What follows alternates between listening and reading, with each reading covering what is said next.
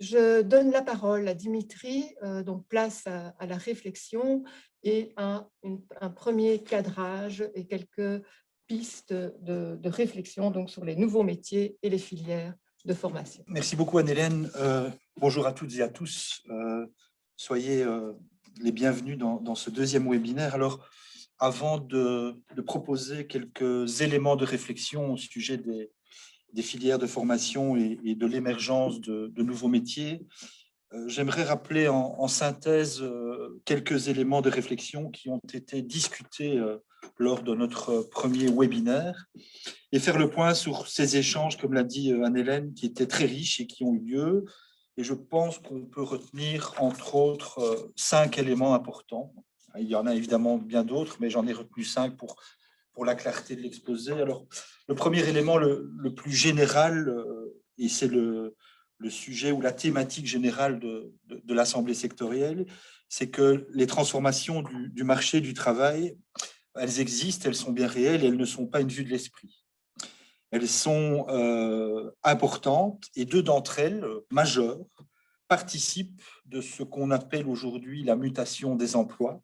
Alors la première a déjà été évoquée dans l'introduction, elle concerne les évolutions ou la révolution numérique et technologique, mais une deuxième transformation concerne aussi les nouvelles exigences environnementales et les défis que posent évidemment toutes ces questions, et dont il est vrai nous avons peu ou moins parlé, mais qui pourraient aussi être une opportunité pour le développement de nouvelles filières de formation. Et tout le monde s'accorde aussi pour dire aujourd'hui que les changements opérés, notamment par les technologies numériques, modifient et les conditions de travail, mais aussi les conditions d'emploi, et que ces changements sont permanents, assez rapides, globaux, et qu'ils sont parfois même brutaux, en ce sens qu'ils bousculent parfois des équilibres qui étaient bien établis. Deuxième élément de réflexion qui me revient du premier webinaire, c'est cette évolution également, non pas du travail, mais du rapport au travail, avec de nouvelles attentes, davantage de liberté, de responsabilité, d'autonomie, d'indépendance. Et certains observateurs internationaux, comme Denis Penel, j'avais d'ailleurs cité son nom lors du premier webinaire, et pour rappel, c'est le directeur général de la Confédération mondiale de l'emploi, parle de la fin du salariat et avance carrément un nouveau concept, celui de libertariat, émanant, dit-il, du ras-le-bol chez les jeunes générations, de ce modèle classique de l'entreprise et de cette relation de subordination. On observe d'ailleurs dans la foulée de ces nouvelles attentes l'émergence également de nouvelles formes d'emploi permettant de travailler pour plusieurs employeurs ou bien de travailler dans un espace partagé par plusieurs employeurs ou bien encore de participer à plusieurs travailleurs à une mission commune pour un employeur. Alors ces nouvelles formes d'emploi entraînent elles aussi un nouveau phénomène, celui de la multi-activité, avec l'hypothèse que demain, sur une même carrière, on exercera en même temps plusieurs emplois à la fois. Troisième élément de réflexion, c'est d'abord se poser la question, peut-on parler réellement de la disparition des métiers actuels et de l'apparition de nouveaux métiers? Alors, les propos lors du premier webinaire à ce sujet ont été plus nuancés, avec l'idée que c'est surtout la majorité des métiers actuels qui vont voir leur contenu fondamentalement évoluer, avec le recours plus ou moins grand aux outils technologiques. Et toutes ces transformations, et ça c'est une évolution importante, vont amener les employeurs à exiger de nouvelles compétences, ou du moins à prioriser de manière nouvelle les compétences attendues, les compétences recherchées. On a parlé de savoir communiquer à distance, d'agilité, de capacité d'apprendre à apprendre, et aussi d'être capable de s'organiser, organiser son temps, organiser l'information, mais aussi organiser son ou ses espaces de travail. Quatrième élément de réflexion, au cœur évidemment de la réflexion de notre secteur, c'est que certaines compétences à développer sont évidemment mises en débat. Nous avons parlé des compétences de base, des compétences transversales, comportementales, techniques, numériques. Et pour y répondre, nous avons d'ailleurs pu compter sur les très intéressants témoignages exposés et retours d'expérience de 3 centres, Alterform, Archipel et le Centre européen du travail. Et nous avons pu, au terme de ces témoignages, mieux cerner aussi comment, sur le terrain, ces compétences étaient travaillées. Alors, les différentes présentations ont bien fait ressortir à la fois toute la complexité à proposer un dispositif de formation qui articule au mieux ces différentes compétences. Et cela a été aussi l'occasion de mettre en lumière l'originalité de certaines démarches, notamment dans le cadre de mise en situation en lien avec un métier donné. Enfin, en filigrane des exposés, d'autres questions transversales sont ressorties, comme ça a déjà été cité, la manière de former, avec quels outils, selon quelle méthode, pédagogie, en poursuivant quels objectifs, etc. Enfin, cinquième élément de réflexion, et je terminerai sur celui-ci, le débat très riche nous a conduit également à discuter de la place de l'entreprise dans les processus d'insertion socio-professionnelle et le rôle que l'entreprise pourrait idéalement jouer davantage encore, à la fois dans les processus de développement des compétences, mais aussi au niveau des partenariats avec les centres. Voilà, me semble-t-il, en synthèse, ce que l'on pouvait retenir du premier webinaire. Alors, j'en viens au sujet central de cette deuxième matinée, quelle filière de formation pour les métiers de demain. Et je pense qu'il faut procéder en deux temps, en tout cas, je vous propose de procéder en deux temps. Dans un premier temps, même si nous avons déjà abordé cette question la fois dernière, mais de manière très générale, demandons-nous ensemble ce que seront les métiers de demain. Alors, il s'agit ici de s'inscrire dans une perspective d'analyse prospective qui nécessite, j'insiste, non pas de prédire l'avenir à l'image de ceux qui font des prédictions, mais bien de le prévoir, c'est-à-dire de s'appuyer sur un ensemble de facteurs, de variables et d'hypothèses afin d'envisager un champ de possibles.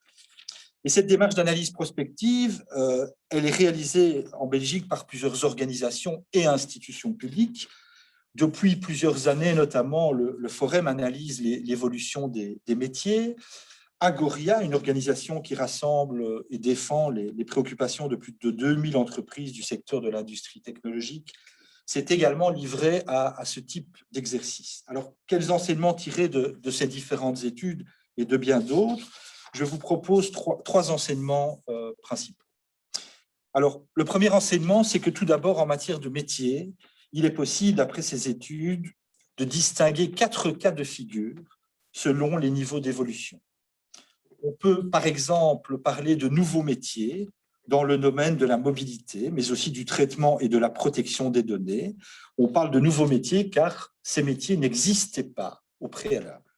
Mais on peut parler également, c'est un deuxième cas de figure, de métiers en croissance. Ce sont des métiers qui se développent, qui évoluent et qui s'appuient aussi sur les outils technologiques en regard des nouveaux besoins qui émanent de la société. C'est notamment le cas dans le domaine de l'aide et du soin aux personnes. D'autres métiers, troisième cas de figure, sont en mutation, c'est-à-dire qu'ils vont dans les années à venir particulièrement évoluer, et de ces études ressortent notamment le métier de représentant de commerce, les employés des magasins et les opérateurs de production.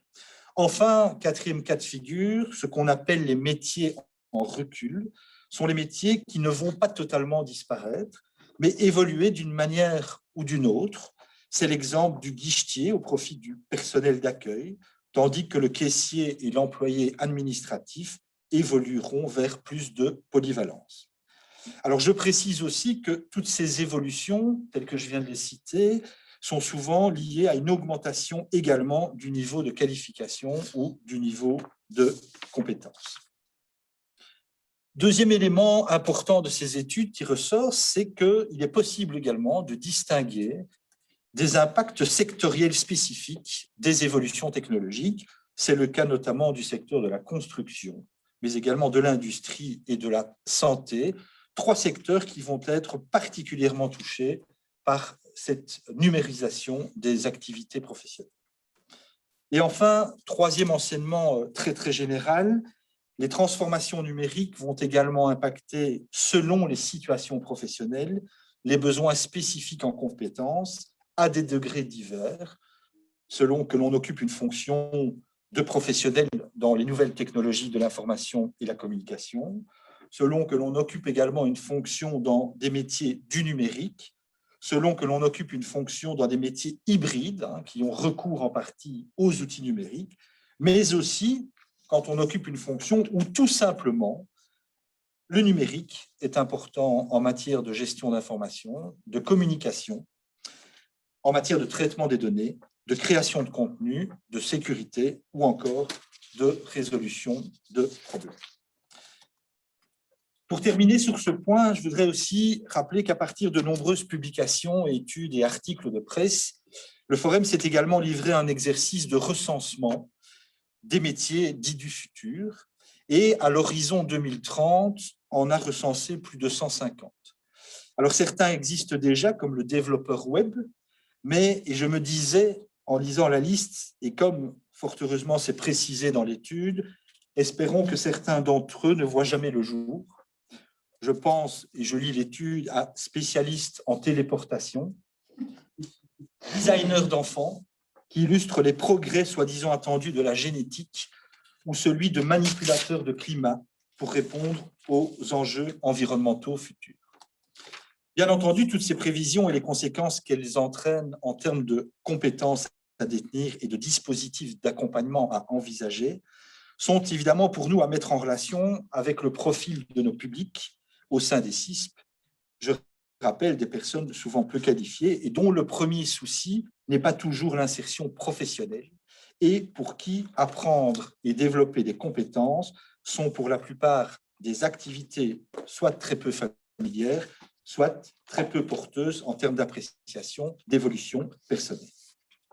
Alors, dans ce contexte, et compte tenu des perspectives envisagées, et c'est certainement la question centrale de ce matin, faut-il créer de nouvelles filières de formation? Faut-il adapter les filières existantes?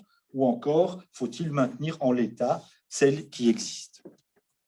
Enfin, pour aller plus loin, demandons-nous sur quel levier agir prioritairement, et c'est le sens des questions qui vous seront posées ultérieurement dans le cadre de la matinée. Alors, ces questions vont être soumises à votre réflexion, à votre expertise aussi, à vos connaissances du secteur et des réalités du terrain.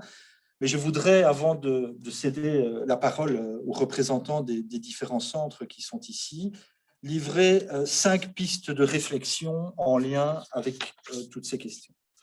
Alors, la première réflexion, et c'est l'importance pour notre secteur de la mener dans une certaine mesure, c'est cette idée de mener un travail de veille, de prospective et d'adaptation à l'évolution des métiers, tout en ne perdant pas de vue que les aspirations de nos publics, et ceci n'est pas péjoratif, ne sont pas toujours, évidemment, en adéquation avec l'évolution telle qu'elles sont repérées au niveau des compétences attendues sur le marché du travail. Il nous revient la responsabilité également d'avoir à l'esprit que des projets professionnels doivent être menés en adéquation avec la spécificité des publics qui sont les nôtres, notamment en matière de niveau de compétences. Pour le dire simplement, il faut sans doute oser se demander quels sont les emplois accessibles pour les personnes faiblement qualifiées. Deuxième élément de réflexion, et c'est sans doute aussi une opportunité à exploiter, ne nous empêchons pas, dans le contexte notamment de transition écologique, d'être novateurs en matière de formation. Comme le vice-président Joël Gillot l'avait rappelé en clôture de la première matinée, les CISP ont été un des précurseurs en matière de formation dans le domaine de l'éco-construction. Pourquoi ne pas continuer à être cet acteur de l'innovation, cet acteur du changement, en phase, bien entendu, avec les évolutions du marché du travail, mais aussi avec les évolutions de la société en général, notamment en matière d'environnement, mais on peut penser aussi de mobilité, d'aide et de soins aux personnes, des formes particulières et nouvelles d'agriculture, etc. Troisième élément de réflexion, cet appel à la créativité et à l'innovation, à l'imagination, ne doit pas pour autant nous éloigner du principe de réalité, et nécessite sans doute aussi la mobilisation d'expertise venant également de l'acteur entreprise, et donc, comme ça a été rappelé lors de la première matinée, un dialogue renforcé avec l'entreprise et le terrain. Ma quatrième réflexion a trait, comme l'avait également précisé Joël Gillot en conclusion du premier webinaire, aux missions des CISP qui sont bien entendu liées à la formation, mais pas uniquement. La question des valeurs et l'approche globale qui sont au cœur de notre démarche doivent peut-être aussi nous faire réfléchir à cette idée d'une supposée nécessité d'adaptation aux nouvelles réalités du marché du travail et des métiers de demain. En d'autres termes, faut-il à tout prix, prioritairement, former aux métiers de demain, en rappelant également qu'en matière d'évolution numérique, demain risque très vite d'être dépassé par après-demain, et ainsi de suite. Enfin, cinquième et dernière réflexion, des filières de formation adéquates, pertinentes et adaptées à nos publics ne peuvent se construire efficacement sans une réflexion parallèle sur les dispositifs et contenus pédagogiques, les équipements nécessaires, les outils, les rythmes de formation, les durées de formation, etc. Mais aussi, me semble-t-il, à côté de l'accompagnement socio-pédagogique, la question importante de l'accompagnement psychosocial. Comment en effet penser qu'une filière de formation, aussi pertinente soit-elle, reposant sur un dispositif pédagogique aussi efficace soit-il, puisse correspondre aux attentes de nos publics et constituer une plus-value dans ce processus d'insertion socio-professionnelle si, dans le même temps, d'autres besoins prioritaires ne sont pas comblés.